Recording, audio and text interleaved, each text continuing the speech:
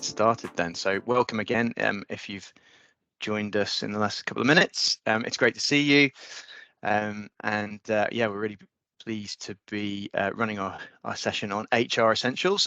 For those that don't know me, I'm Nick Elliott. I'm a director or partner, as we call our partners here at Acton's in the employment team, but I head up our dispute resolution and employment group. You'll get introduced to some of the team who are with us today as we go through. Yeah, we're going to explain a bit of the housekeeping stuff to start with. That's me. Hopefully that slide's working too.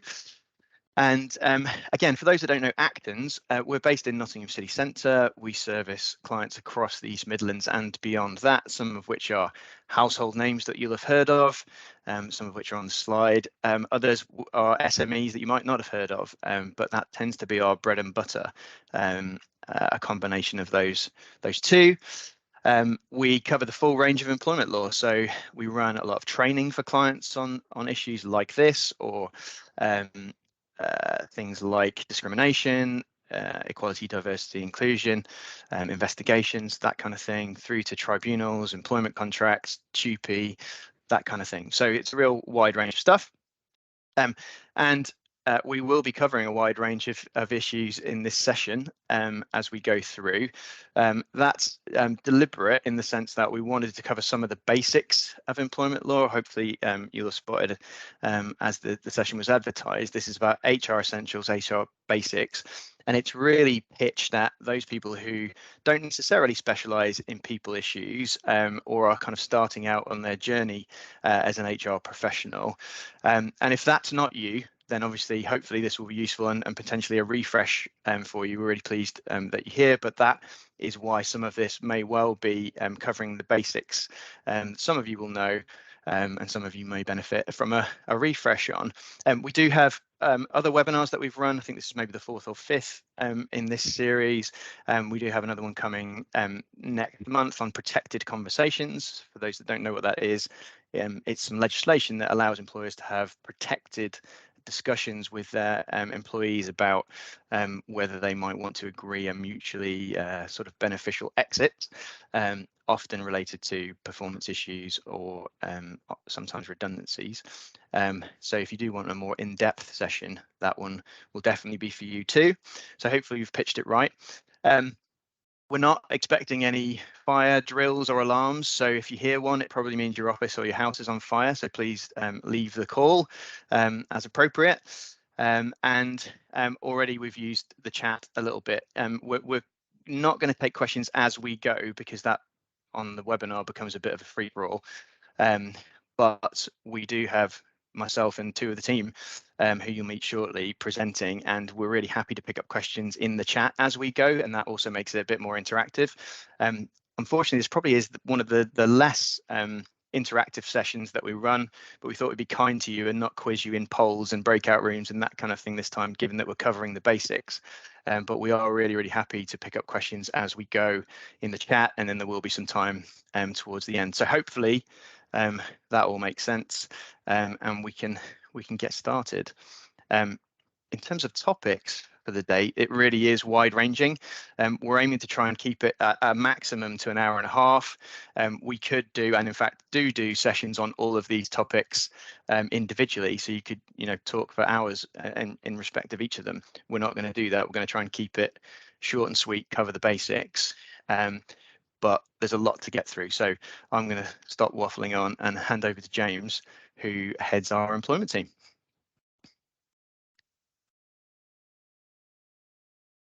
Thanks, Nick. Good morning, everyone. Hopefully you can all hear me. I do have the psychedelic purple slides, so hopefully it's not just me, because it's quite enlightening. And on that note, we'll start with performance management, which is the first bullet point. And I'm going to speak briefly about that. So I don't seem to have control of the slides, so I'm hoping to move to the next one. How do I do that? There we are. No, I do. Sorry. User error. So I'm going to start with talking about the situation you want to avoid, and then going through how we do that. So the situation you want to avoid is where you call me and you say, I've got a problem. An employee is performing poorly, and I then rattle off a series of questions at you. How long have they been employed? And you say, oh, 6 or 7 years. And I say, have they been subject to any performance process or warnings? And you say no. I say, is there anything documented about their performance that's poor? And you say no. And I ask, well, how quickly do you want to exit them? And you say immediately. And then I'm sitting there racking my brains thinking of a good way to do that, and there isn't one. So then I give you the options, and you don't like them because they're either that you go through a long process, it's going to take a long time and might be quite painful to get to a point where you might be able to dismiss them fairly for poor performance. Or I say you could just dismiss them and risk a potentially quite expensive claim. Or I say you could try and enter into some kind of settlement along the lines of Nick just outlined as via a protected conversation, and that's going to be quite expensive. So the whole purpose of this session is to not get there, because that call no one ever likes. So how do we not get there? Well, I've sort of slightly counterintuitively suggested starting at the end. So how do I avoid an unfair dismissal? And as the slide says, poor performance or capability, terms can be used interchangeably, is a potentially fair reason to dismiss an employee. So have that in the back of your mind. So how do we get to this point where we're not in that difficult situation, which I outlined at the start? Well, I think you should act decisively. And many of you may know, and it's worth reiterating, that an employee doesn't gain so-called ordinary unfair dismissal protection for 2 years from when they start. So your risk is greatly increased if you dismiss for poor performance after 2 years service has been hit than if you do it before. So logic would suggest what you need to do is be decisive in the first 2 years so that you don't get into a situation where you're after 2 years and you've got issues with performance. So how do you do that? Stuff you probably already do. Insert probationary periods in employees' terms and conditions of employment or their contracts, however you issue them their terms, and then use them. So actually hold the meetings that the contract suggests, whether that's 3 months or 6 months. Actually use the right you may have in your contract to extend that probationary period if the performance isn't good enough. Make sure you hold a probationary review meeting, whether or not it's going to be passed or failed or extended, and note down the reasons why you've taken the decision that you're taking. Ensure employees have had any necessary training. One of the most common things an employee will bring up in a poor performance discussion or meeting is that they haven't had the necessary training, and that's a good point for them to raise, and it can be problematic for you. So make sure you've trained your employees to be able to do what they need to do so that if there is a performance problem, it's not a case of going back to the start and training. Hold appraisals annually, and going back to the scenario I outlined at the start of the call. If you've held appraisals annually and they're all passing with flying colours, then it's going to be more difficult to move someone towards an exit if that's what you want to do. But on the flip side, if there's been a series of documented issues and you want to start a performance process, it's not going to come as such a shock to the employee. And if you do end up in the employment tribunal, and this will be a repeating theme, I think Nick's talking about disciplinary processes later, paper trail is your friend. It's much easier to evidence things before an employment tribunal if it's written down, rather than if it's just one person's recollection from a year and a half ago and somebody else's recollection, which will often be different and inconsistent. Tribunals tend to favour the person whose account reflects what was documented at the time. And provide ongoing feedback on performance. Even if it's outside of formal meetings and appraisals, provide it, whether that's emails, file notes, discussions that you subsequently note down, because these paper trails will be your friend if you need to take things further at a later point. The other thing that acting decisively does is if employees are aware that you have concerns over their performance, and you're not going to just sit back and let it go, and you're going to try and make them improve and reach the desired levels, then often these solutions this decisive action resolves itself in that the person thinks, well, actually, this isn't the job for me, and they move on. So you don't end up in a situation where you're sort of a few years in, they think they're performing well, you think they're not, they don't know that you think they're not, and you end up in a bit of a difficult situation. If they know that you don't think they're performing well, chances are it'll resolve one way or other. Their performance will improve to the required level, or they'll move on, and then you hopefully won't have to go through what we're going to talk about in the next few slides. Poor performance hearings. So most people have a staff handbook, or at the very least you should have a disciplinary procedure, because every employee's Section 1 statement or contract that you're required to give them on the first day of employment should make reference to the disciplinary procedure, and that will be applicable for poor performance capability scenarios. It might be you have a specialist procedure for that scenario, that's fine too, but you need to have a procedure. And one of the biggest mistakes an employer can do, and you'd be surprised how often we see this, is that they don't realise they have a procedure and then they don't follow it, which can lead to allegations that the process has been unfair because the employee reasonably expects you to follow your own rules. And one thing you might have in a performance context that many of you might be familiar with is some form of informal performance improvement plan, sometimes called PIPs. And they can be a good way of managing performance proactively and getting some of the benefits I just outlined without needing to go through a formal hearing process. That's often a precursor to a formal hearing. And you need to make sure that your own procedure is consistent with the ACAS Code of Practice on Disciplinary and Grievance Procedures. Now, that's not hugely difficult. The ACAS code is quite a light touch and sets out the basics. Things like explain what the issue is. So in this case, what's wrong with the performance? Usually wants you to provide evidence. So why, what mistakes they're making? Can you provide documents, or can you explain the basis of which you're saying their performance isn't good enough? If you're having formal hearings, they should be given the right to be accompanied. And in the context of performance meetings, if you get to the end of a meeting and you feel that performance isn't good enough and it's been established, then that's usually going to, at least in the early days, lead to some kind of warning or review period.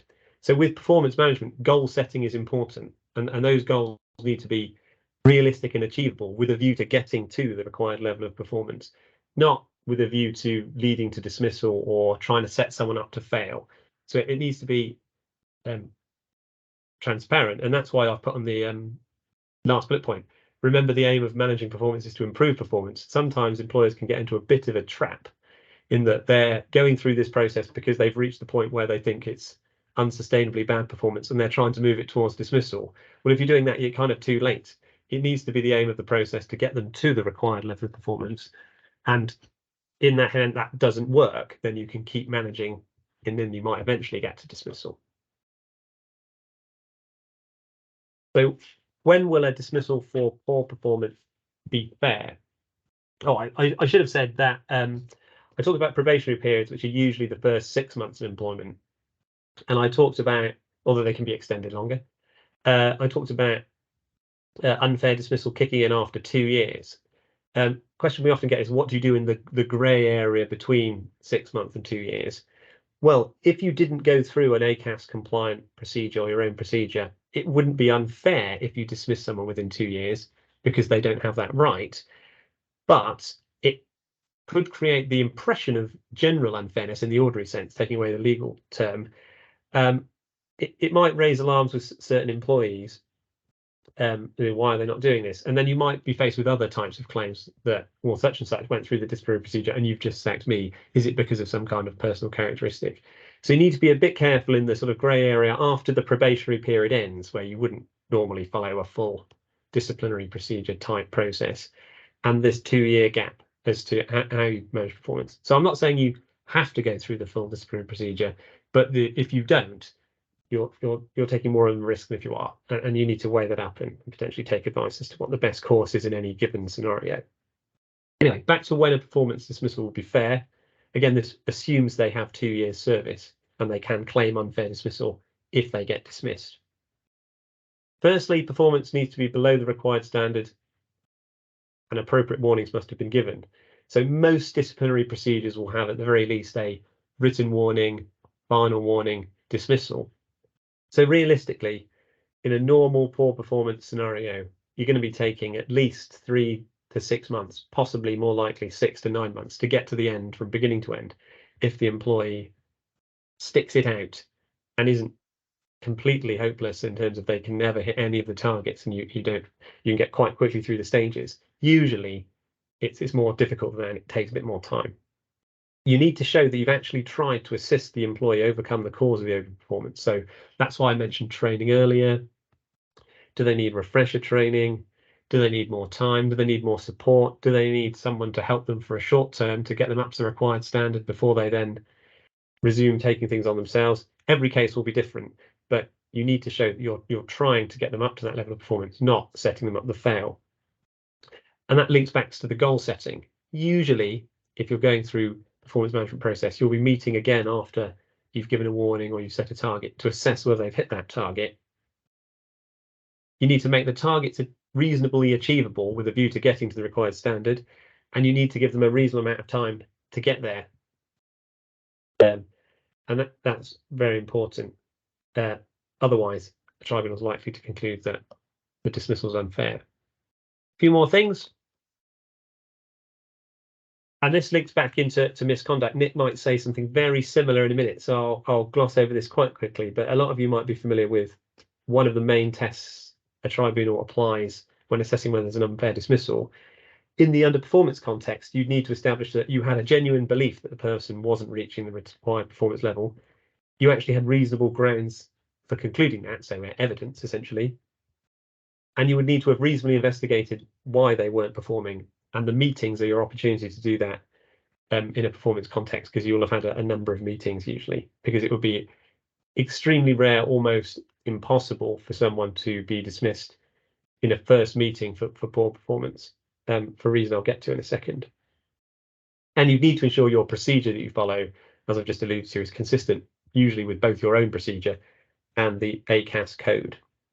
And just by way of context, I've dealt with lots and lots and lots and lots of unfair dismissal claims over 10 plus years, and I've had one poor performance dismissal claim go to tribunal, and it was successfully defended.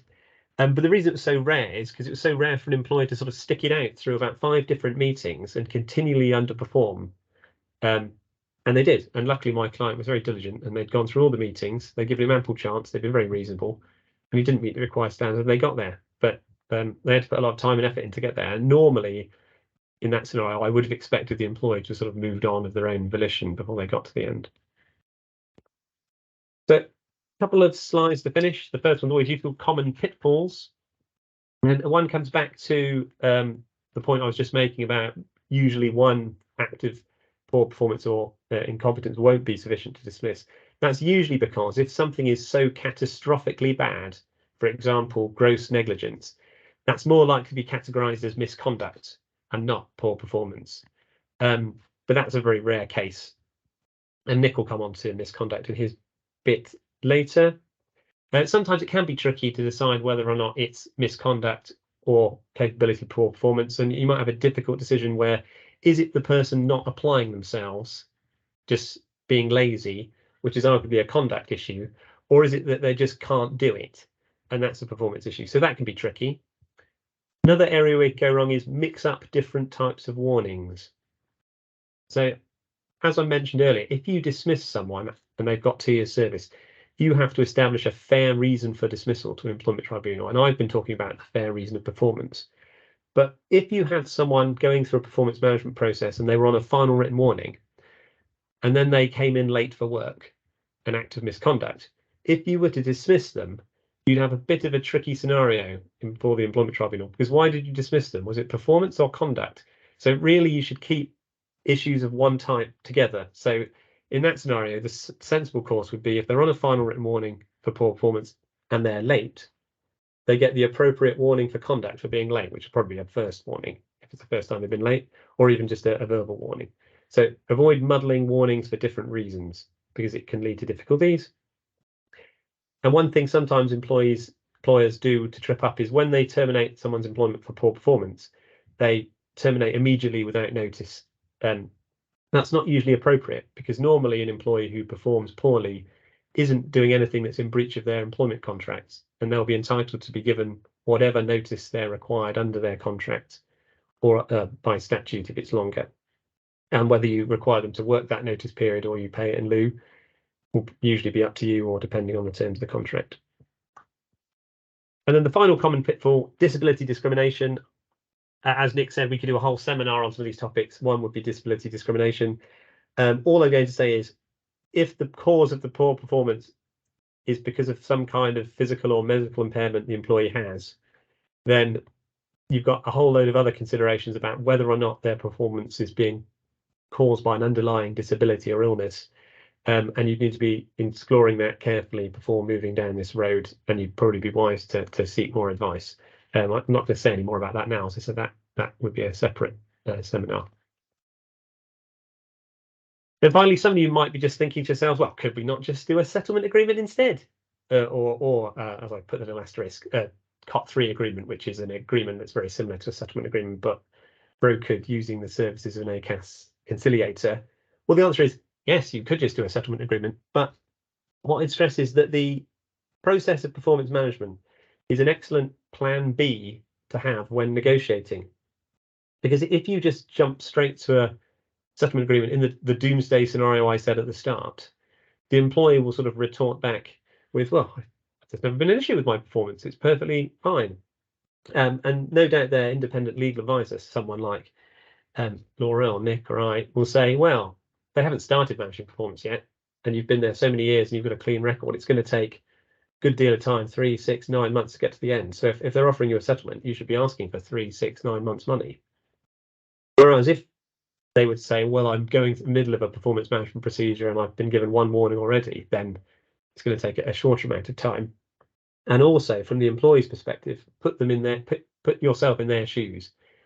If they're already in a performance management process, they probably want to get out of it. They're more likely to do a deal with you that's more favourable to you because they won't want the pain of carrying on. And sometimes there's a bit of brinksmanship here in terms of who wants to do the process less, the employee or the employer. Whereas if you show that you're willing to do it, and one of the best ways to do that is by actually doing it, then, or at least getting started on that road, then you're probably improving your bargaining position if you did want to segue into doing a settlement agreement after starting performance management. And that's why I say performing management effectively can save you money, either because you don't get issues, you don't need settlement agreements, matters resolve themselves, or if you do, the deal you strike at the end of it is cheaper. And I think that's it for performance. Over to Nick on misconduct and grievances. Thanks, James. So just for those that didn't spot, I've popped a link to the ACAS codes of practice in the chat for anybody who's not familiar with those. There's a range of them. The one you're looking for this session and James's bit is the one on disciplinary and grievances. So hopefully that's helpful. I think the link includes the full range. So moving on to misconduct. So this is disciplinaries. So separate from performance, as James was talking about, separate from capability, but often confused. And I would reinforce James's point that often it's better to have a separate performance or capability procedure separate from your disciplinary procedure, because it avoids confusion, managers getting confused about whether this is a capability issue or a conduct issue. We do see them sort of merged together often, and it does cause confusion, and often people getting it wrong when actually they don't need to, because if they had a clear policy to follow on performance in particular, that would be much easier. So that's worth thinking about if you don't have one. But when it comes to misconduct and disciplinary, similar things apply to, as James was talking about, we're looking at worst case scenario, an unfair dismissal claim. People don't have that right to bring that ordinary unfair dismissal claim until they've been working with you for 2 years. But if they do something naughty, as I like to describe it, then it might well be misconduct. Now that can cover a whole range of things. So it might be a manager that punches a colleague, really something very extreme, or some fraud, people stealing from you, that kind of thing. But it could also be more sort of minor things, I suppose, if you class them as minor, refusing to do a particular task, failure to follow a reasonable management instruction, that kind of thing. And increasingly, I think, certainly in the press, issues around bullying, harassment are hitting social media and the press a lot more. There's a lot more PR risk around employees doing things they shouldn't do at work. So again, this is part of the reason for managing it well as part of a disciplinary process. It might well be, however, that it's not super serious, and you can just decide to have an informal discussion and effectively say to the employee, well, this is not okay. You know, you need to not do this particular behavior.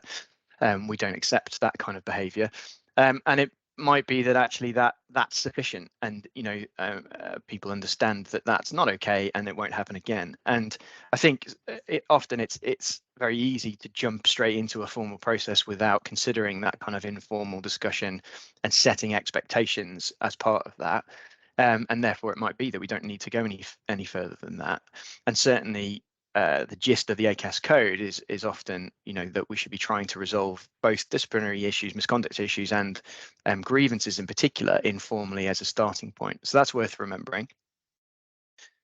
But actually, if you do have a more serious misconduct issue, we're then looking in a similar way to the performance process at a fair procedure.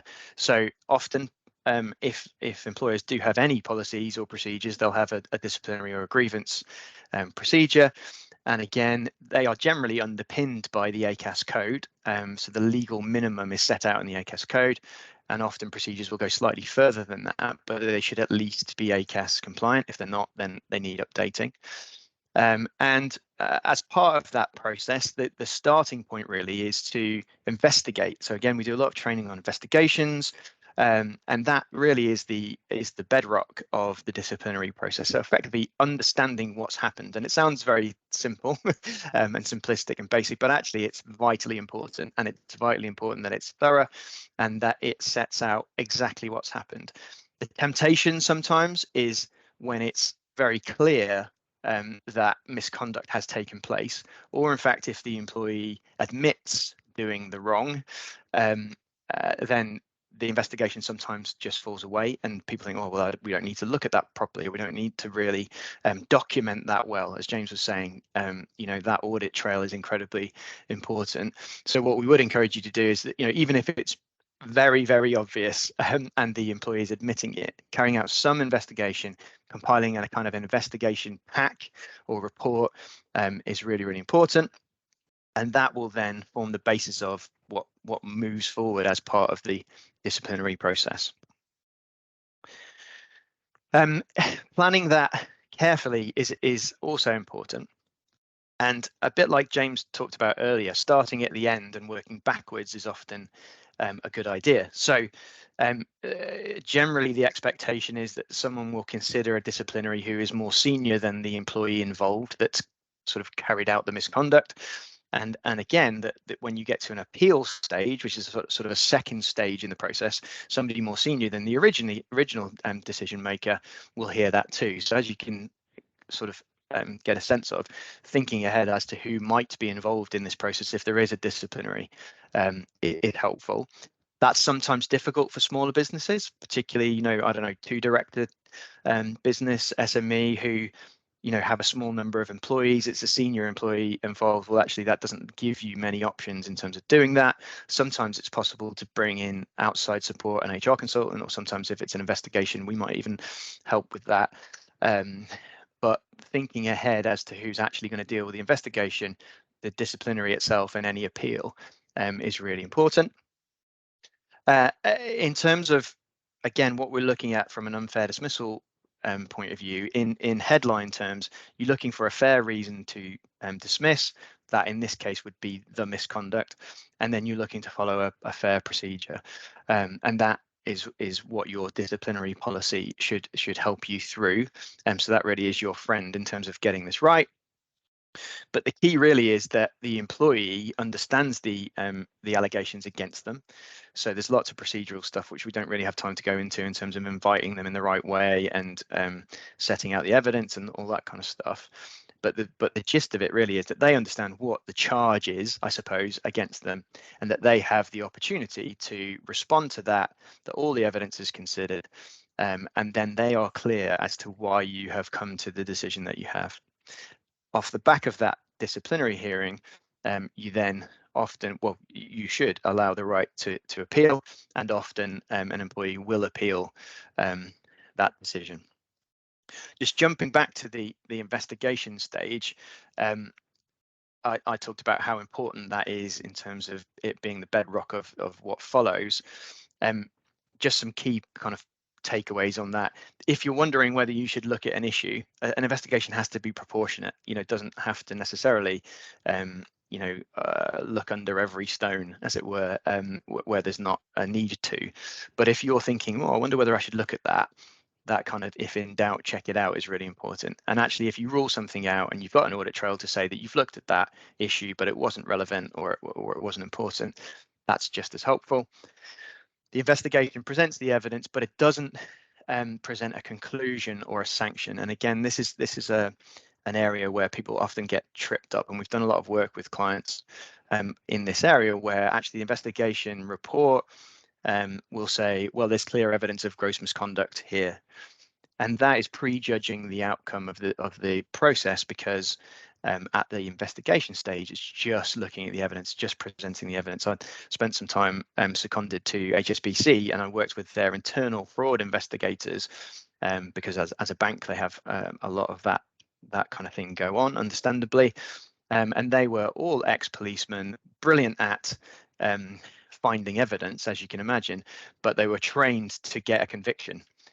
And what they were doing was tripping us up from an HR or employment perspective by coming to conclusions and drawing conclusions and applying sanctions too early in the process. So we helped them, work through presenting that in the right way and saying things like, there's sufficient evidence for this to be considered at a disciplinary, rather than there's clear evidence of gross misconduct, and I think this is the sanction that should be applied. So that's a really, really important one. That stage is presenting the evidence. When you get to the actual disciplinary, that's when a decision maker then actually decides whether a sanction is appropriate. Suspension is another one that comes up very often as part of the disciplinary process. Should we suspend somebody? Is the misconduct sufficiently serious to warrant that? Generally speaking, that's supposed to be a kind of non-disciplinary sanction. Now, clearly, bouncing somebody out of the organisation because they've done something so serious doesn't feel like that to most people. But it's generally appropriate where there's a risk to the business moving forward of that person remaining in the business or the organisation, or where we are concerned that they may interfere with the investigation. And certainly we've helped clients with cases where the person who has been suspended has then been trying to contact the people that we will then talk to as part of the investigation and interfere with what they might say or not say. So that can be a thing too, and it's worth considering carefully, and I suppose not really jumping to any kind of knee-jerk reactions on, because it does have fairly serious consequences. In terms of the process itself, again, we often look at the worst case scenario. If we ended up in an employment tribunal, well, actually the decision makers on the disciplinary will usually be the key witnesses as part of any claim that follows. And therefore, it's really important that those managers apply their mind to doing this stuff right. Because obviously it's important for the organisation, for the business, but it's important for them too. They've got to go into tribunal and justify why they made the decision that they did. It's important that we're consistent throughout the process in the way that we deal with it, and also that there's no undue influence. So sometimes we see cases where somebody very senior in the organisation says, well, this person's got to go, haven't they? And there's an audit trail of an email saying, you make sure you fire this person tomorrow, or that kind of thing. Clearly, that's not very helpful in terms of an audit trail to show that we fairly looked at this. There was no undue influence from anybody else, and it wasn't a prejudged outcome. And I had one particular case where that email appeared as part of the case during the sort of middle of the case, as it were, and it obviously had a massive negative impact on our ability to fight that and successfully defend it. So that's worth keeping in mind. The other thing that sometimes happen is delay, and people get worried about delay or don't realise that actually progressing things promptly is important. Obviously, if an issue doesn't come to light for a period of time, and that's often the case, actually things like fraud are often going on for a while before they're discovered. That's not a problem if we then deal with it, investigate it, and run a disciplinary process promptly after that. But clearly, if we look at things too slowly and haven't really dealt with them or addressed them within a prompt timescale, then clearly that's going to start to cause us some difficulties from a procedural point of view. And at the same time, some delays may be unavoidable. So actually, if the hearing manager becomes sick and they can't, deliver the outcome, or we have to change hearing manager because another issue comes up, some of that kind of thing does happen. The key really is communicating with the employee and explaining why that's the case, or if even holidays, people are allowed to take holidays, and sometimes that can delay things. But again, it's really about communication and an audit trail showing that we communicated with the employee on that issue. So that's disciplinaries and misconduct. Linked to that, at least by virtue of the fact they're in the code of practice that ACAS have put together, is dealing with grievances. So grievances are something different, and it's effectively a concern or a complaint that an employee raises with you as the employer. And you can see from the slide, I think ACAS estimated that there was a huge cost to businesses dealing with workplace conflict, and we do see a fair number of these. And therefore, dealing with them well and dealing with them early is likely to help protect the business. It'll help protect relationships often within the workplace and save time and money overall. And if we can again deal with these informally, the ACAS code encourages that, where actually just talking to your employee sounds revolutionary, I know, but talking to them and trying to engage with them about what their issue is and informally dealing with that can be really helpful. Clearly, if it's a super serious thing that can't just be dealt with as a result of a chat, for example, sexual harassment or something like that, a formal process is much more appropriate, and a tribunal would expect to see that you dealt with it, in that way. But some gripes about, well, I didn't get my payslip, or I haven't been paid correctly, or that kind of thing, or somebody looks at me a bit funny in the office, that kind of thing, might well be possible to sort that without the need to launch a formal process.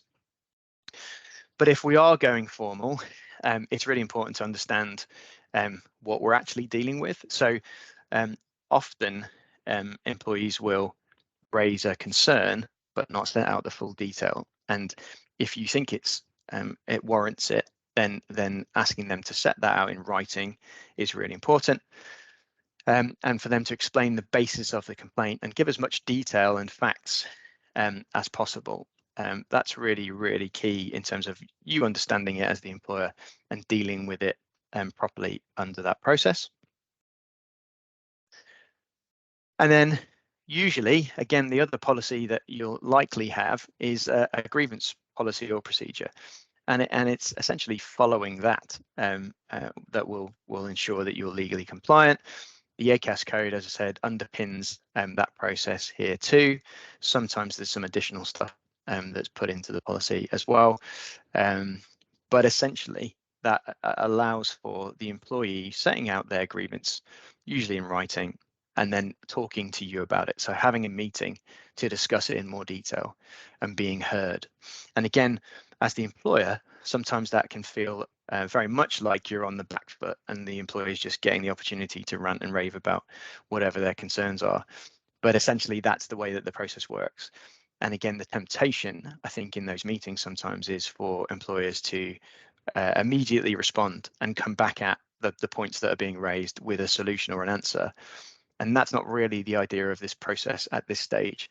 It's really a fact-finding, evidence-gathering meeting where they get the opportunity to be heard. And as James was saying earlier on, sometimes that's enough, actually.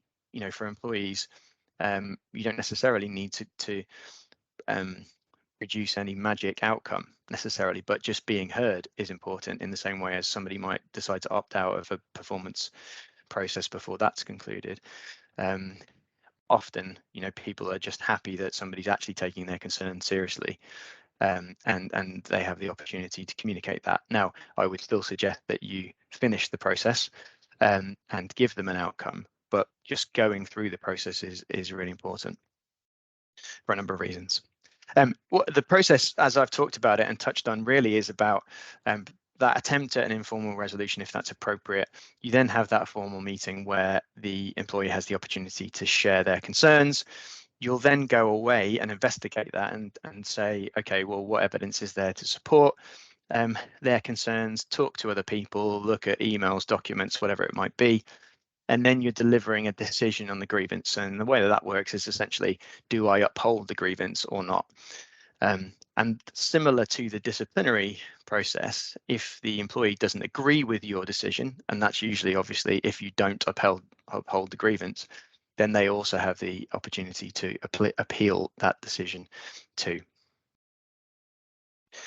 So some kind of hints and tips in terms of how to approach the grievance, making sure that you understand all the issues. Now, getting them to set that out in writing is a real help for that.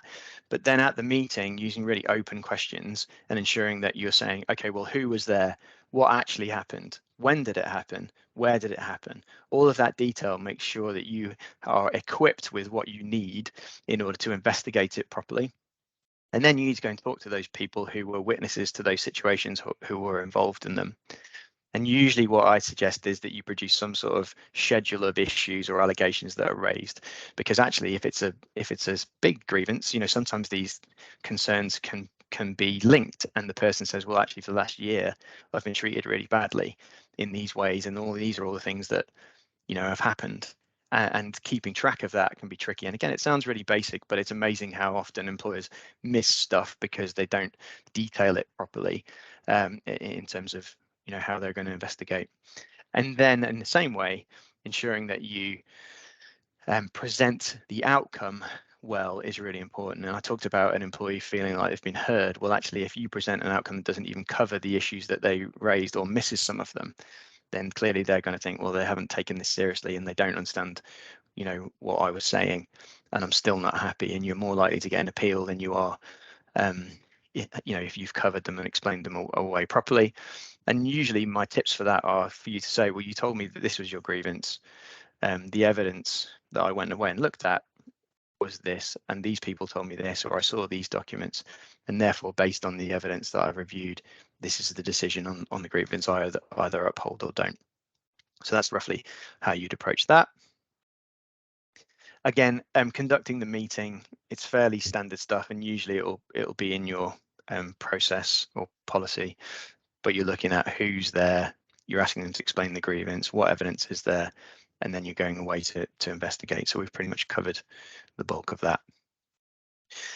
Sometimes employers can get a bit concerned about what to do if they're going to uphold a grievance.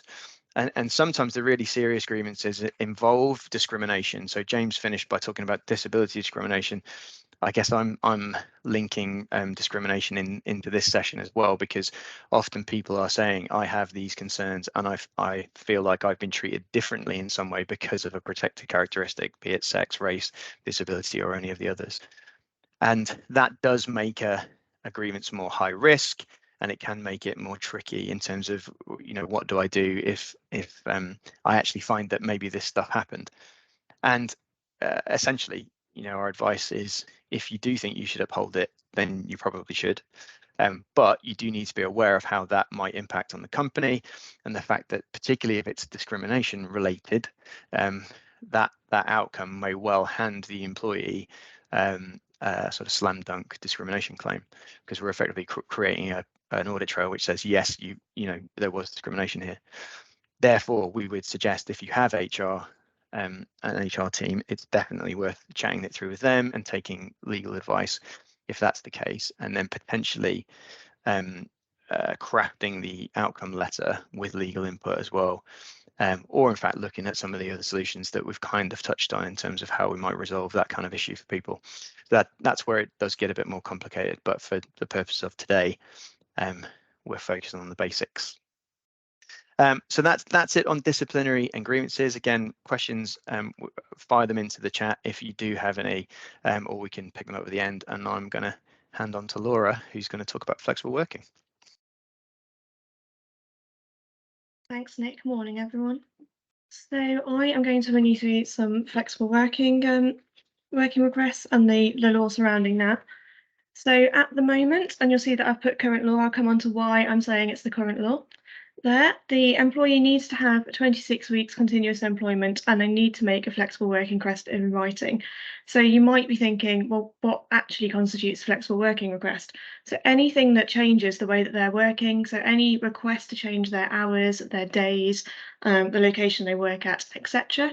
There has been a massive boom in this kind of thing since the COVID pandemic, and particularly a focus on remote and hybrid working.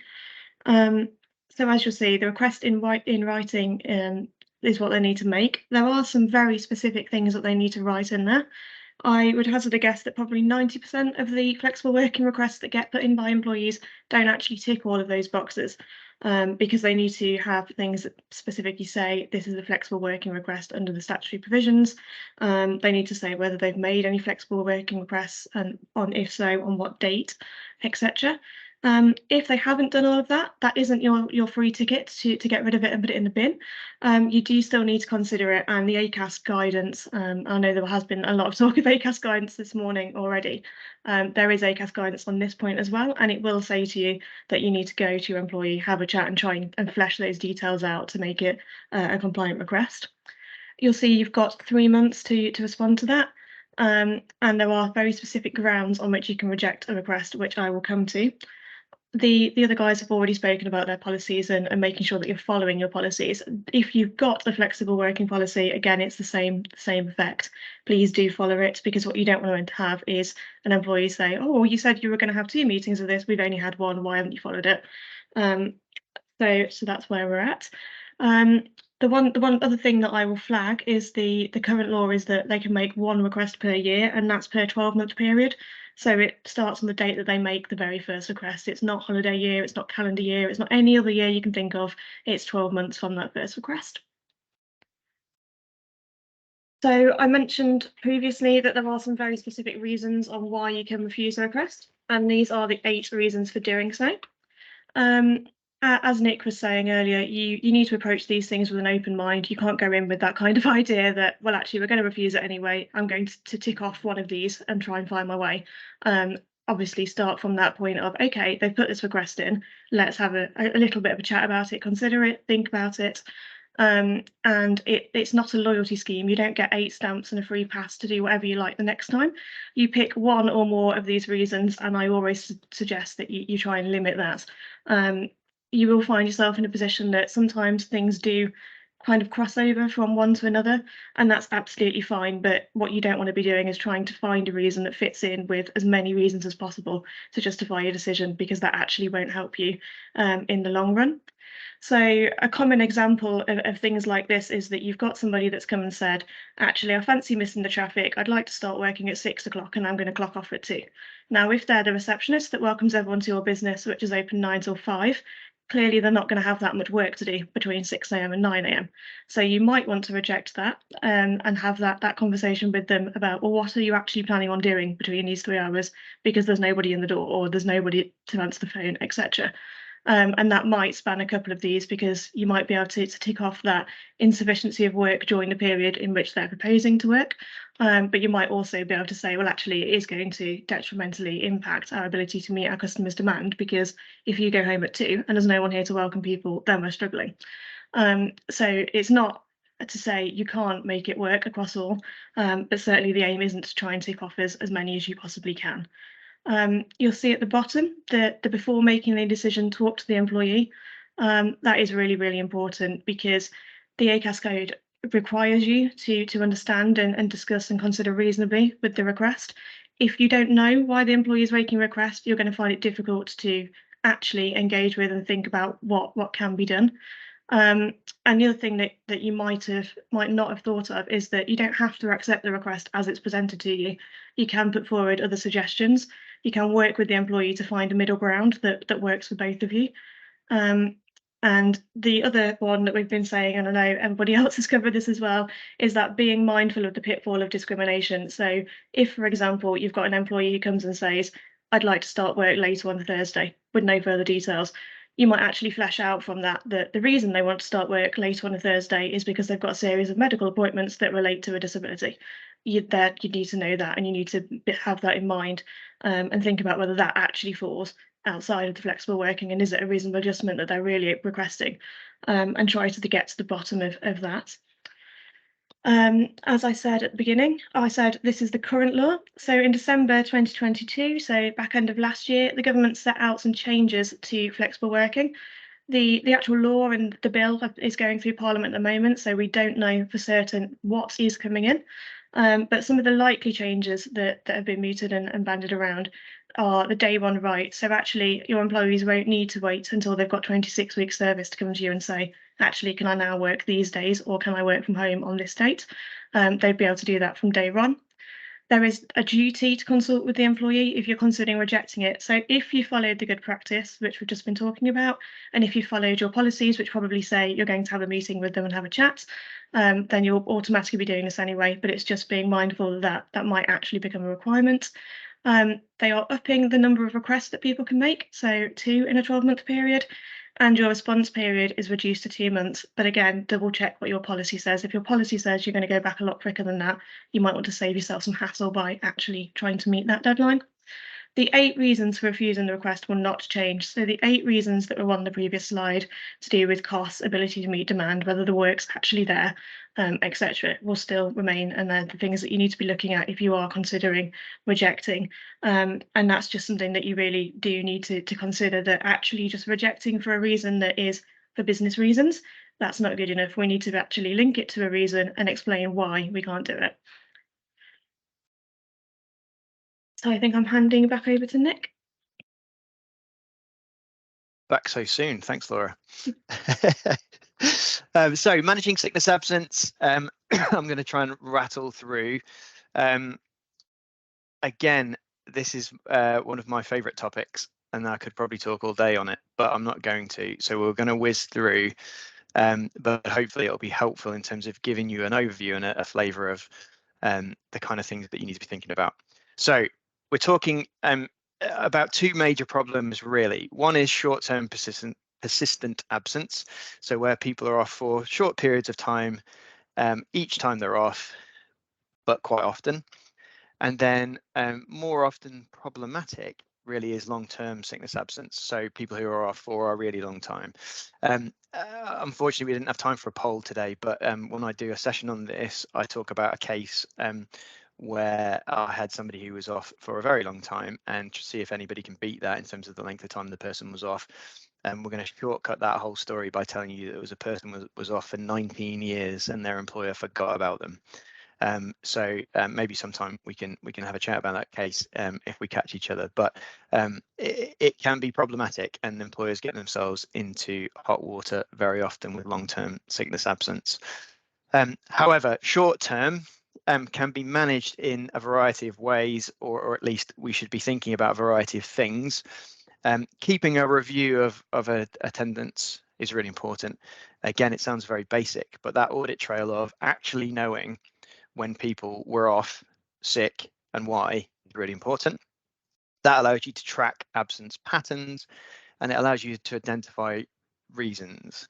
It might also be that you have a procedure for dealing with this, again, a policy procedure, which it's useful to follow. And we need to look at things like, do we have sick notes, that kind of stuff, which again just gives us an understanding of what's going on. Return to work interviews, I think have actually got a bit of a bad press in recent times. I've seen a lot on LinkedIn about people saying, well, you know, these are not very good. My take is that they are good, and it allows you to understand what's happening with your employee, your worker, how they are. It shows some concern, actually, if people are meeting with you after you've been off sick. And actually, it helps us understand whether there's anything we can do to help improve the pattern of absence, as well as documenting the fact that we've been engaging with that person. Often it's tricky with these situations because you think, well, the person hasn't really been off enough for us to do anything about it. But I think, generally speaking, a series of warnings is a start with that kind of absence. Say, look, we need to help you be at work more often. We're looking to try and encourage that. What can we do? But we do expect a level of attendance in the workplace in order that you're fulfilling your kind of obligations to us. the thing to be careful of in this area and disability discrimination is the kind of thing that's lurking when we talk about sickness absence, because employers are often frightened that somebody might have a disability and that they might fall foul of that. And this is one area where sometimes there might be an underlying medical condition, which is a disability that you're not necessarily aware of, but that links these sort of intermittent short-term absence issues. So actually, on the face of it, it might not look like the person has a particular condition, but it could be that they do have a condition which has caused them to, have stomach issues or headaches or whatever it might be that don't necessarily link, but could be features of a different condition. So that's worth keeping an eye out for. And medical advice is obviously helpful when it comes to identifying whether that's the case. So that's short term, and that's a very short time to cover that, but long term tends to be more problematic for employers, hence spending a bit more time on this area. And again, there really are 3 key steps or key areas, strands I sometimes describe them as, that you need to be running at the same time in order to manage long-term sickness absence well. One of those is medical advice. The other is consultation, which essentially means talking to your employee about the fact that they're unwell, and things like the fact that there's a business need for them to be at work. And also that business need, focusing on that, creating an audit trail which documents why it's important that that person is in work. Now, that might be the cost of covering them by having agency staff or temporary staff come and work. There's an additional cost to covering their role.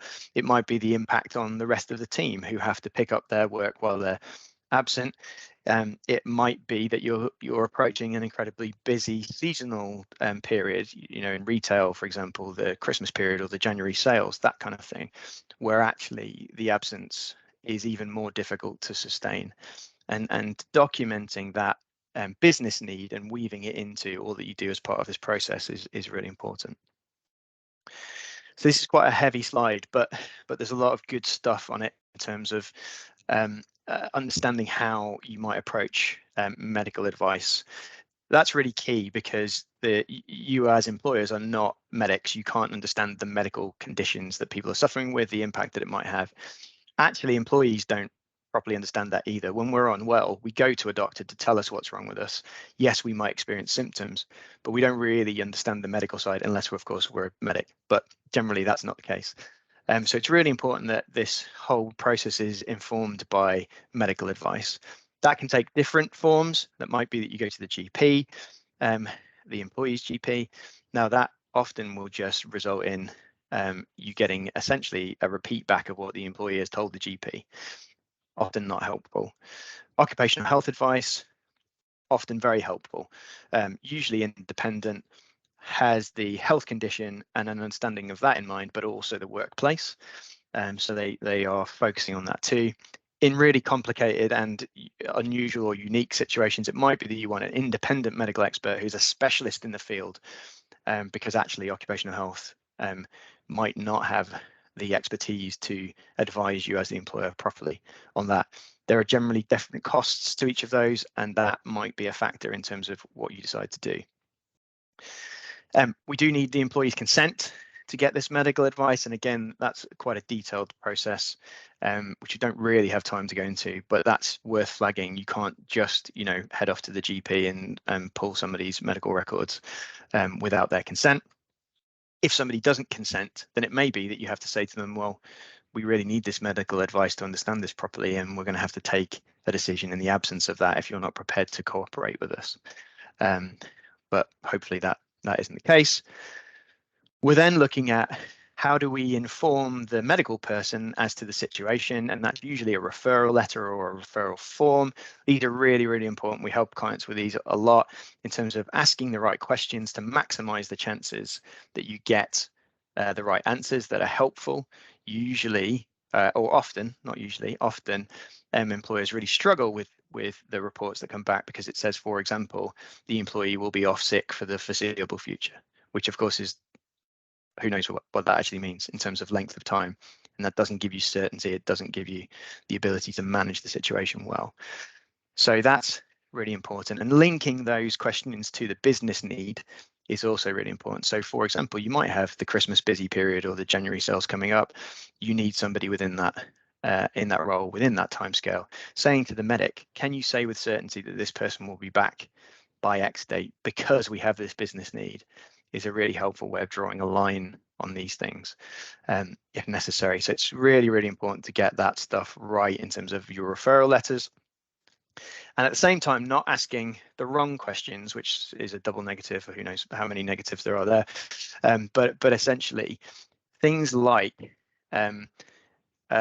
disability often are important in terms of a backdrop to this. We need to be aware that there might be a disability discrimination issue.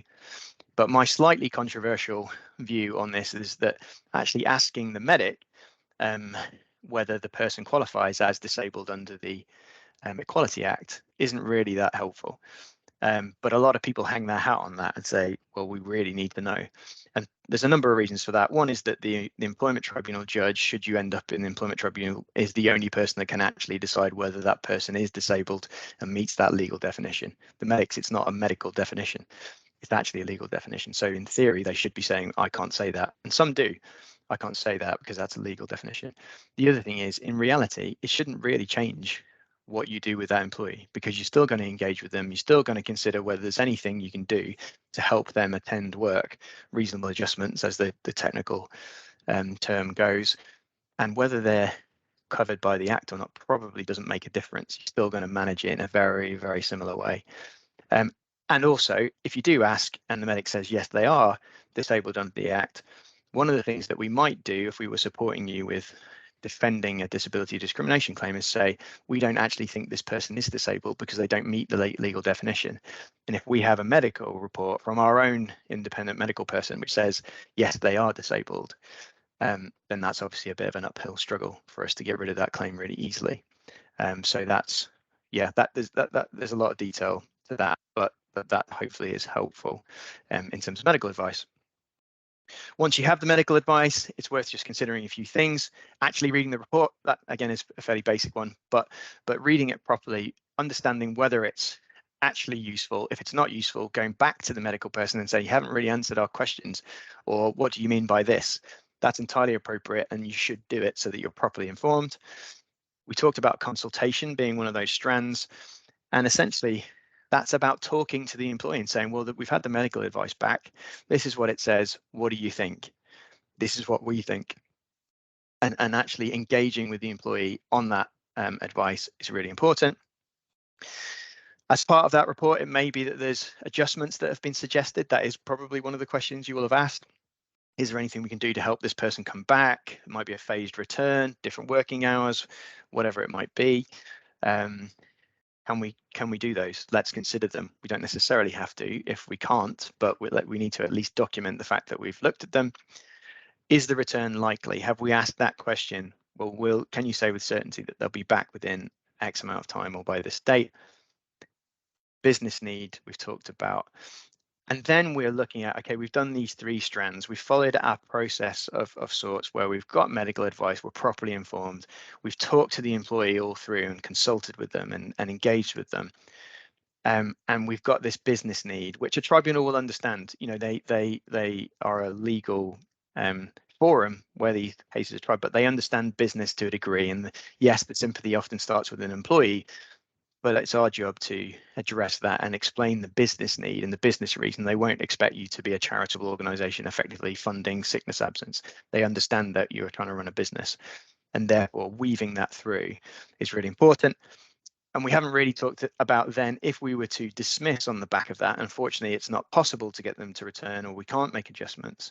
But essentially, we would suggest a similar sort of process to that ACAS compliant, where we're inviting the person to a formal meeting. They're aware that it's to consider their employment being potentially brought to an end, that they have the right to review all of the evidence, the medical evidence, the things that we've consulted them on, the meeting notes from those meetings, the business need, why we need someone back in that role, given the opportunity to respond to that, setting out our decision properly in writing, and probably also giving them the right to appeal so that somebody else would consider it too.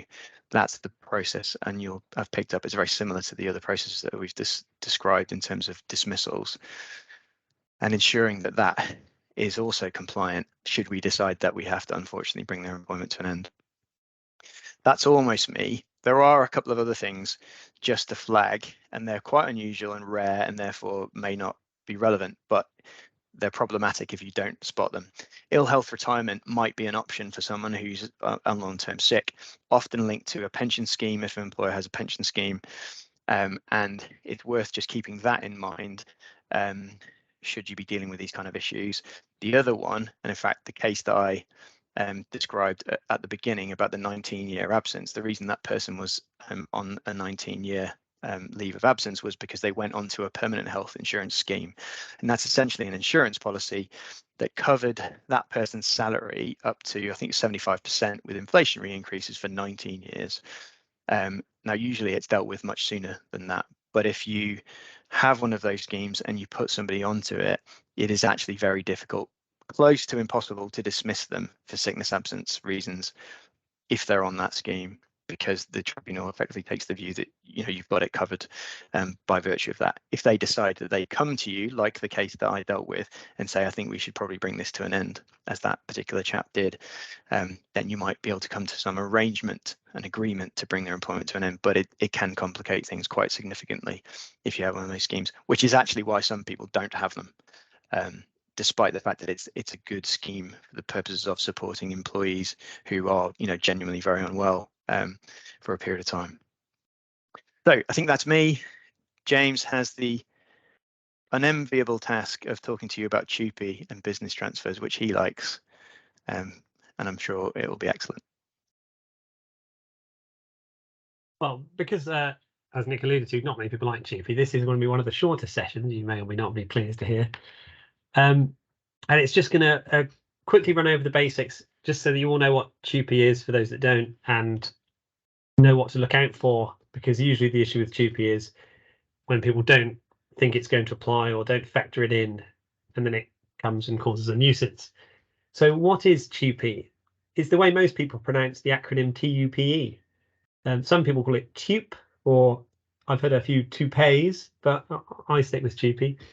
And it's the Transfer of Undertakings Protection of Employment Regulations 2006. The reason I put it on the slide is because the clue of what it does is in the title. It's in the bit in the brackets, protection of employment rights. But what does it do, more seriously? When it applies to transfer an employee's employment, it does so automatically. It moves their employment from employer A to employer B. It's as if you're employed by employer A and then TUPE applies to transfer employment, you're automatically at the point of the transfer employed by employer B on exactly the same terms. I like to use the analogy of it's as if you just got their employment contract, you crossed out employer A and you put B.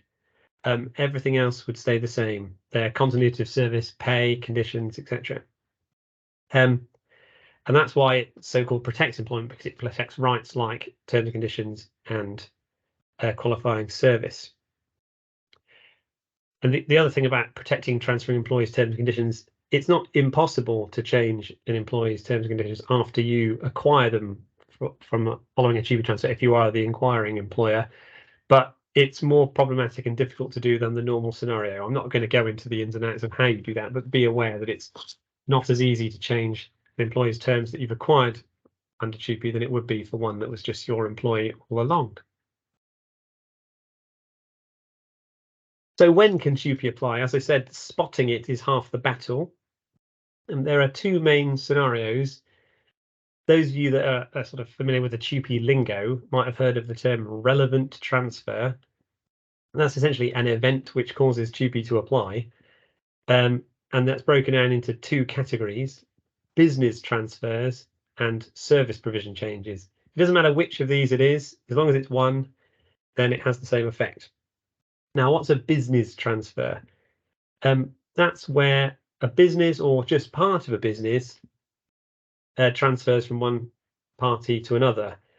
That could be on the sale of assets, or sometimes the transfer of property. So if the most classic example of a property transfer is if you sold a public house from one person to another, then you're not really just selling bricks and mortar.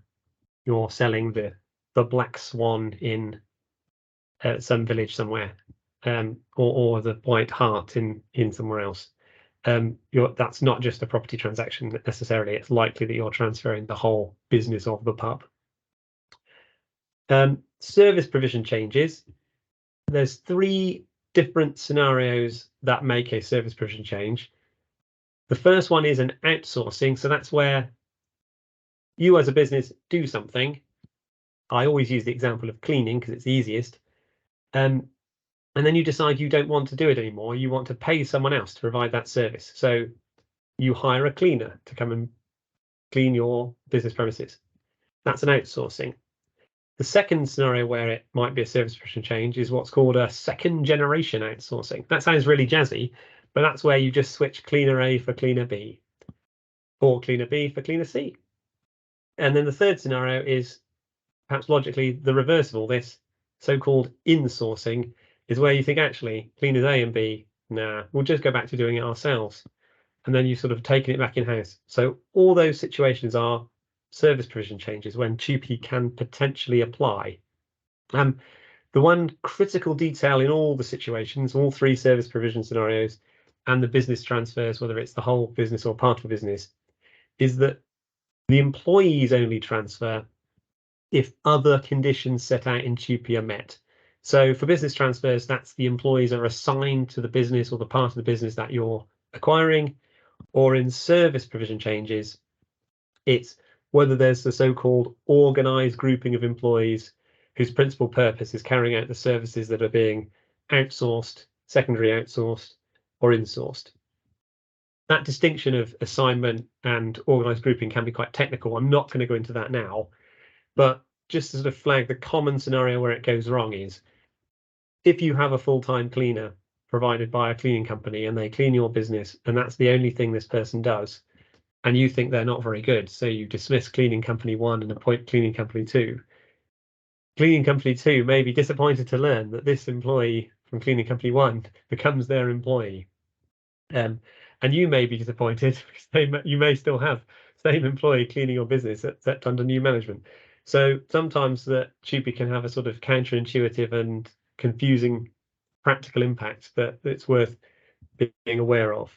Similarly, you could insource it and then all of a sudden you employ cleaner A that you don't actually think is very good.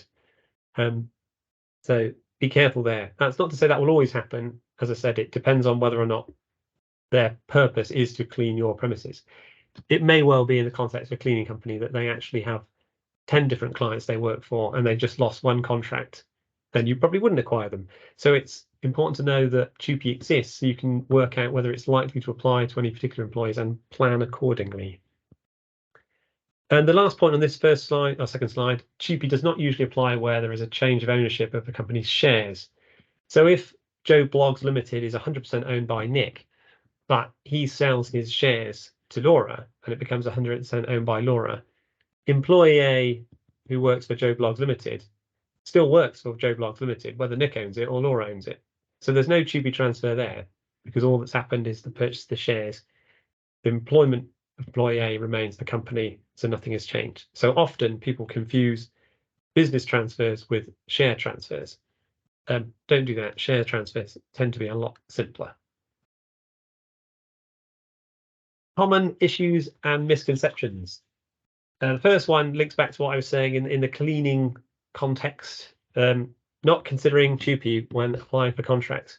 Often businesses put jobs out for tender and somebody wins the tender and then all of a sudden realizes that, oh, we've won the tender, but that means TUPE applies and we gain all these employees. And suddenly they've priced it in such a way they can't service the tender for the price they did profitably because they've acquired 3 employees they don't need, who they potentially have to make redundant at a high cost, or they need to integrate those employees into their workforce.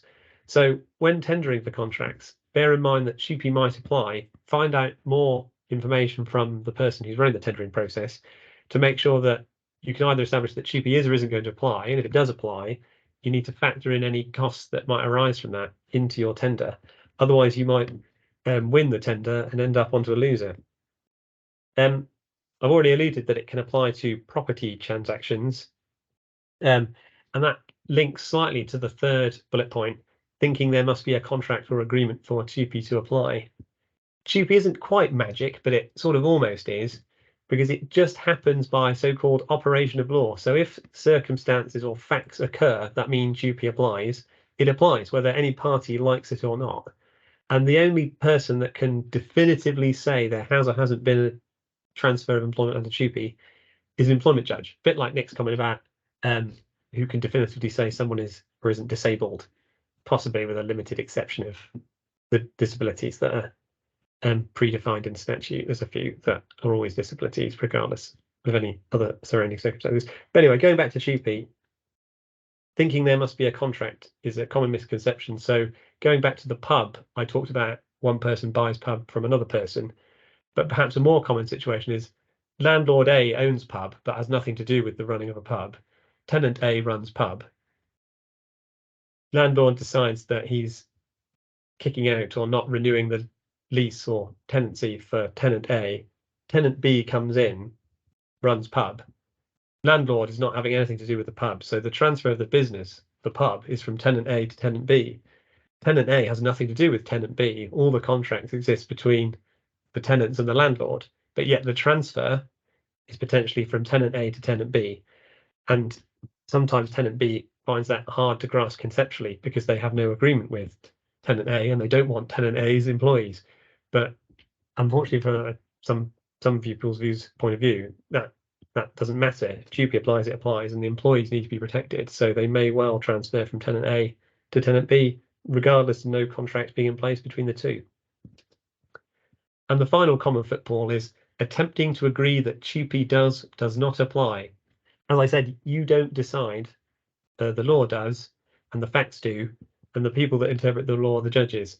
So even if everyone's happy for TUPE to apply or not apply, there's all kinds of provisions that I won't go into that stop you circumventing the law, and any attempt to try and get around the law, they won't work. It's possible that if nobody brings a claim that you can agree, but the problem with Party A and Party B trying to agree that TUPE doesn't apply is that the people that could potentially bring claims against Party A and Party B are the employees.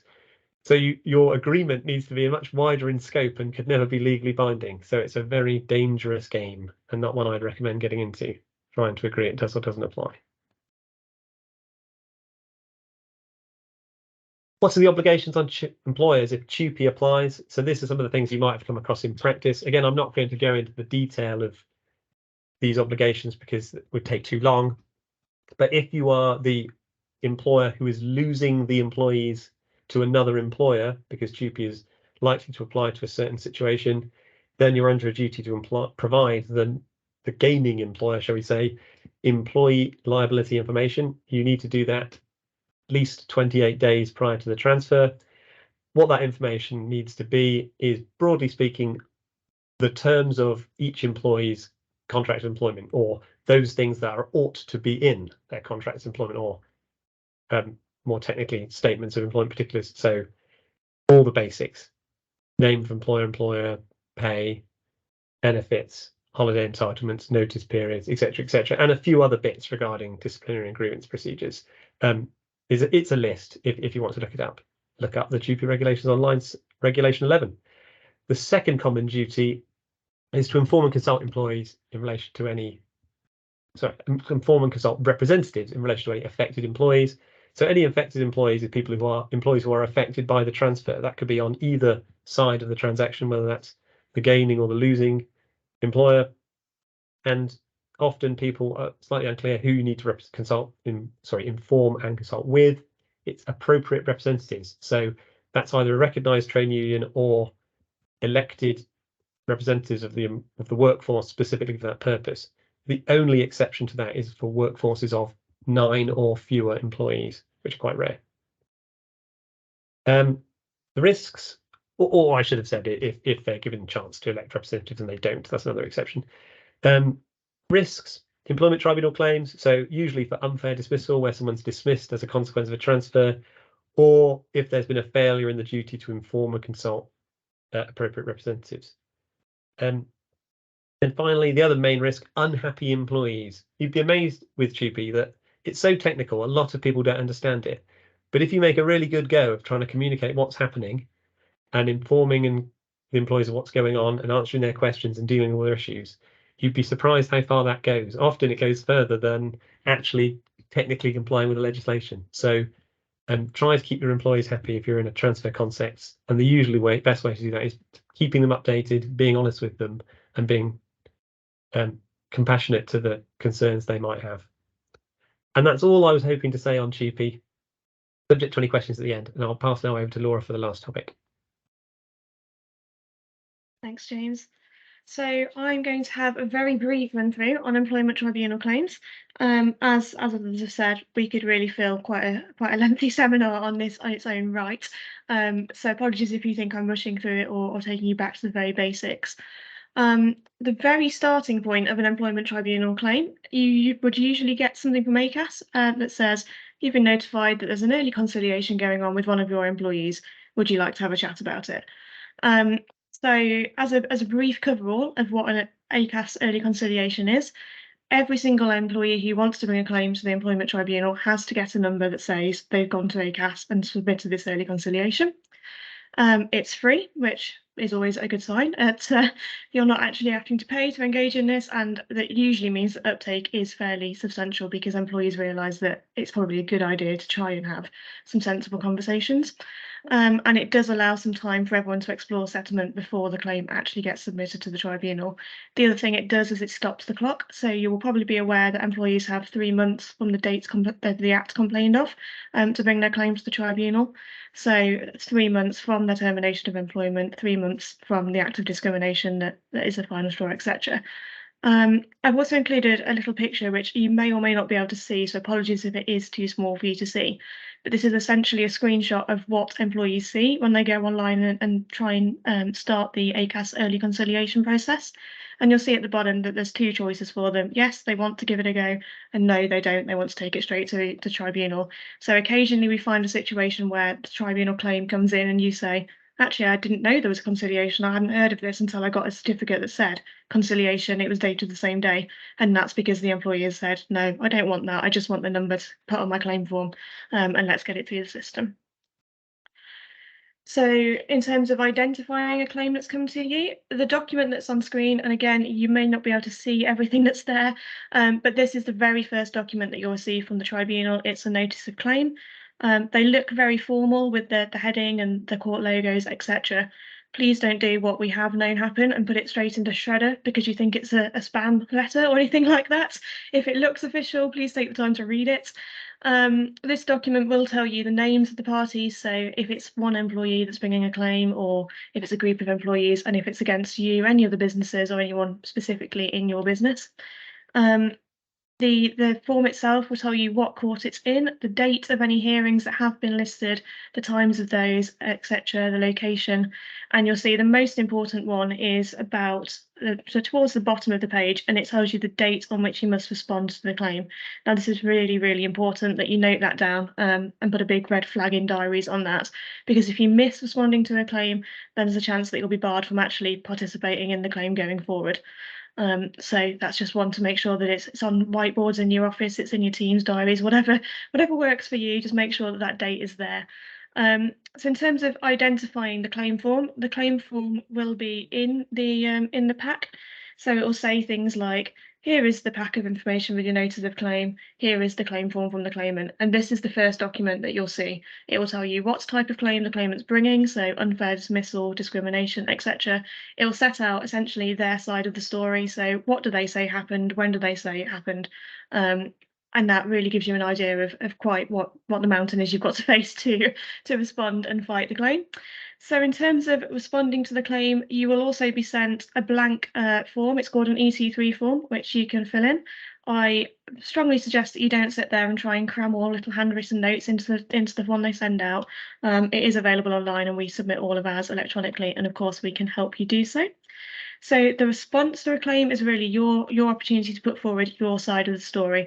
So if the claimants in their claim has said, I was unfairly dismissed on this date and this is what happened, you can write back in your response and say, either it's denied that it was unfairly dismissed, we did this procedure, the meetings happened on these dates, and this is actually what happened. And that's essentially an overview of how you respond to that. And as you'll have seen, contact us as soon as possible. So defending tribunal claims really does need a kind of specialist approach. There are some things that need to be in responses, and you could get yourself into a whole world of pain if you don't, or if you include something that actually isn't very helpful to you later on and you find yourself giving evidence on something that is in a claim in your response that isn't actually what you want to say. So preparing for the tribunal process will include, so we've got the engaging in early conciliation, which we've just covered. And the other thing to mention is that you don't lose your chance to settle. So it's not you get your 6 weeks with ACAS discussing it and trying to settle it. The ACAS conciliation can run alongside everything else that's going on with the tribunal, right up until the point that you're actually at the final hearing at tribunal. You can explore any sort of settlement.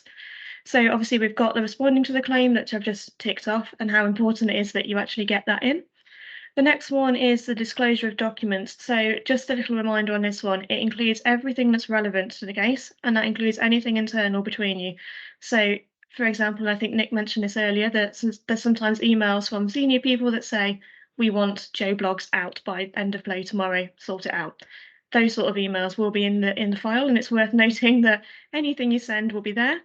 And then we'll be creating a file of documents for use at the hearing. So that's everything that has been disclosed by you and the other side, the employee's side, and putting it together into a bundle of documents that will be in front of the tribunal judge and everybody else that's at the hearing to use, read through, and you'll be able to actually point to documents and say, at page whatever, there's this email, see, it says that was what we were thinking at the time.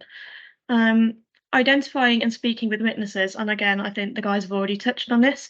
Your witnesses are most likely to be the key decision makers. So the person that did the disciplinary, heard the grievance, consulted with the redundancy, etc., and likely the person that then heard any appeals on the back of that. What it doesn't mean is that you need absolutely everybody that was in the original meeting to turn up. So, for example, if there's a misconduct offence and your business that's like a shop, for example, and there's 7 other members of staff on the shop floor that saw it, you don't need to rock up at tribunal with every single member of staff that was there that day. The only people that they want to hear from is the people that actually made the decision, because they will have considered everybody else's mini statements at the point that they did the disciplinary and then the appeal. So you'll see preparing written statements. So that is something that we can obviously help you with. Ahead of going to the tribunal, there will be an opportunity to, and you must do this, write these statements down and send it to the other side. So you see what they're going to say and they see what you're going to say. Preparing for and attending the hearing, again, all very straightforward, making sure that we've complied with all of the orders that the tribunal issue, and that's another thing to be mindful of, that there are an awful lot of things that happen as a tribunal claim is going through, and you do need to be mindful that there's dates for all of these things and we do need to be keeping on top of them, and then actually attending the hearing itself and making sure that any of your employees that need to be there as witnesses or as decision makers are there. So in terms of what to expect at the hearing, employment tribunals as a whole are a lot less formal than perhaps things that you see on the telly. Nobody faffs around wearing wigs and gowns and parades around the room in a courtroom drama. Everyone is very informal in terms of you're usually sat down, you're at desks that are fairly normal desks. There is no witness stand. People that are giving witness evidence sit at a table and say, yes, this is my evidence, it's the truth. They're taken through their evidence and they're asked some questions. Now, acting as a witness, as we've said, it's helpful to people that are decision makers in your business to have that in mind, even at the point that they're just doing a disciplinary or a regular grievance, that actually anything that they do as part of that could mean that they're, if the worst thing happens, going to end up being a witness at an employment tribunal and justifying what they did throughout that process. At the tribunal itself, the witness will be asked questions about what they did. It's not we're out to get people and people will ask you questions that are designed to make you fall in a trap. It really is on this date you had a meeting with this person, can you remember what it is, type chat. So deadlines for responses, as I've just said, this runs through. The most important one obviously is that first one, getting your response in, otherwise you're not going to be going much further. And then as it goes on, there's the responses for various other things. So making sure your witness statements are in, making sure that documents have been disclosed and there's not too much faffing about on that. Costs and appeals. Costs in the employment tribunal are fairly rare. So it's not like you might have seen on some TV programs or in some other courts. If you win, that doesn't necessarily mean that the other party is going to pay your costs. It's extremely difficult to try and recover costs to any great extent in the employment tribunal. And there is, of course, the opportunity for people to appeal. So any party can write to the employment tribunal and ask for reconsideration of any judgment, or they can go to the employment appeal tribunal, which is essentially the next step up. And this is usually if there's been an error of law. So if the original tribunal you think has incorrectly applied the law, or not correctly applied it to the facts, for example, then that's something that could be appealed. So it's just worth having in mind that that can happen. That was a very whistle stop tour of employment tribunals, and of course we can talk you through if there's anything that actually does come through to you guys and you need some assistance. So I think that's pretty much everything from me, and I will open it to questions for everyone.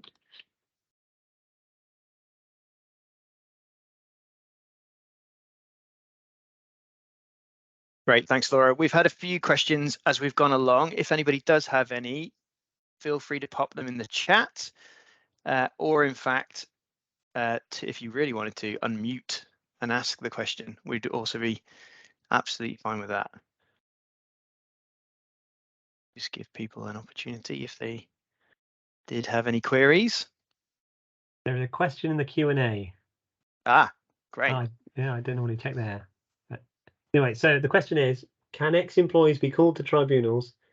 What happens if your key witness decision maker isn't with the company anymore? Is that held against the company? So that's two questions in one, really. Can ex-employees be called to tribunals? Yes. Essentially, the process is anyone who wants anyone to attend on their side of the case can simply ask them to attend voluntarily. And hopefully they are very amenable, say yes, and do a statement for you, and attend on the day. If they say no, you have the option of applying to what's called a witness order, where you write to the tribunal saying, I think X person is an important witness in my case for X, Y, and Z reasons, but unfortunately they can't attend for X, Y, and Z reasons, and I've asked them to attend, but they won't. And the tribunal may decide that they'll ask them to attend if it's in the interest of justice to do so. In a tactical consideration whether you want to do that, because if people are being forced to attend, they might not be so helpful. But nonetheless, it's worth thinking. And the second part, what if your key witness decision maker isn't with the company anymore? Is that held against the company?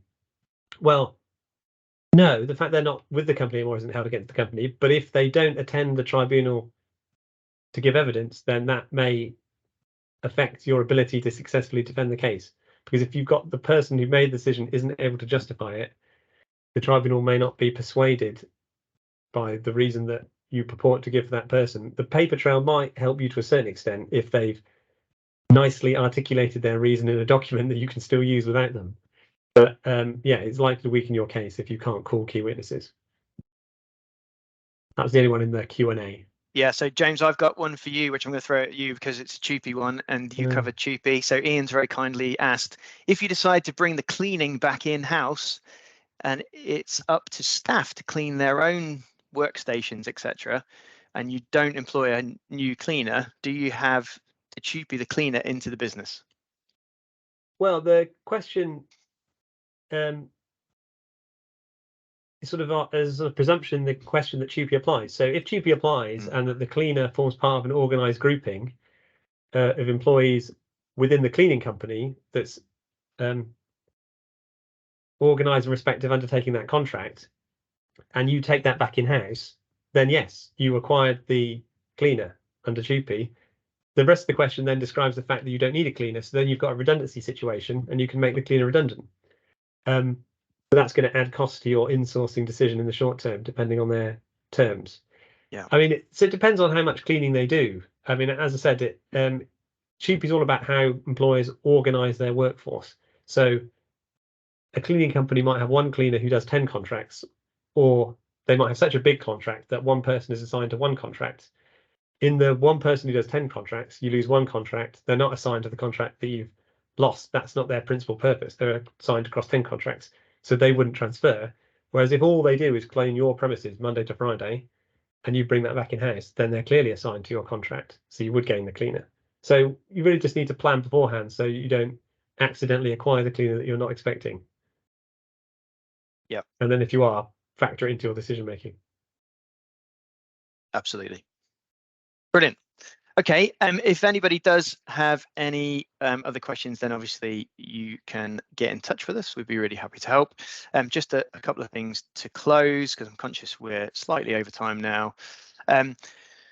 We're offering a free employment contract review at the minute. A lot of people have missed some of the changes that were required for employment contracts or new starters employment contracts after the Good Work Plan. COVID kind of got in the way, and we're seeing plenty of contracts that aren't actually legally compliant. So we're offering a free review. I think there'll be a magic ticket that's sent to you after the session, a little voucher, which you can engage with. I think there's a QR code and everything. I don't think James even knows about this yet. It's very special. So that is open to you to avail yourselves of. The other thing we're seeing, and you probably picked it up as we've gone, a lot of people are looking for training on a variety of issues. Mainly upskilling managers in a range of issues. ED&I is a big one, investigations, disciplinaries, grievances we've kind of touched on. And we offer a whole range of different training courses, even TUPE. So you'd be really welcome to have a look at our brochure, which sets out some of the training courses that we offer as well. So we'll make sure that people receive that afterwards. If you're an HR professional on the call, we also run something called the East Midlands HR Network, which I think Matt has already popped into the chat for you there. We run roundtables and larger events. It's about HR professionals being able to network, share best practice, and really kind of develop their careers together. And then finally, we recently launched a new podcast called the HRD Talks. We again will put the details of that in the chat. But if you are into your podcasts, hopefully you enjoy episode 1, which is with Sarah Taylor at Staffline, and we're hoping, I think, that episode 2 will launch this week. So do follow on your podcast provider. We're pretty much on every podcast provider that there is, and you'll be able to check that out to episode 2 coming soon. And as we trailed at the beginning of the session, lots going on. Our next webinar is on the 24th of May, so you can pop that in your diaries now. The invite will be coming out soon, so keep an eye on your inbox. And that's covering protected conversations. We will be going into way more detail on that than we have done on these topics, as we described or explained earlier on. This was really to cover as much of the basics when it comes to those HR essentials as possible. Hopefully that's been really useful, and we'll let people go. Thank you again. Take care, everybody.